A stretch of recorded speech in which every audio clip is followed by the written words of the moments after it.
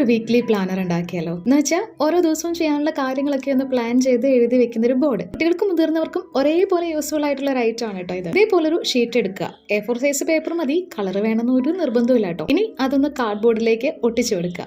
ഇനി ഇങ്ങനെ ചെറിയ ബോക്സ് ഒക്കെ ഒന്ന് വരച്ചു കൊടുക്കുക. അതിലേക്ക് ഡേയ്സ് ഒക്കെ ഒന്ന് എഴുതി കൊടുക്കുക. ഏറ്റവും ലാസ്റ്റ് ഞാൻ ഗോൾസ് ആണ് എഴുതിയിട്ടുള്ളത് കേട്ടോ. ഇനി കുറച്ച് സ്റ്റിക്കറും പടങ്ങളും ഒക്കെ കൊടുത്തിട്ട് ഒന്ന് കളറാക്കി എടുക്കുക. നമ്മുടെ ഇന്നത്തെ ഹായ് നമ്മുടെ കുട്ടി സബ്സ്ക്രൈബർ ഷംനക്കാണ് കേട്ടോ. Shamna, how are you? എന്തൊക്കെയുണ്ട് വിശേഷങ്ങൾ?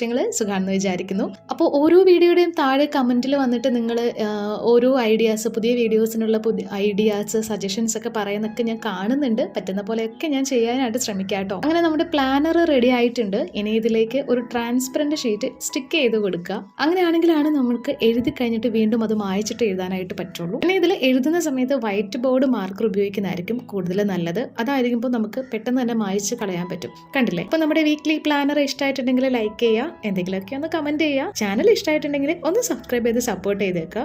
നെക്സ്റ്റ് വീഡിയോയിൽ കാണാം. ബൈ.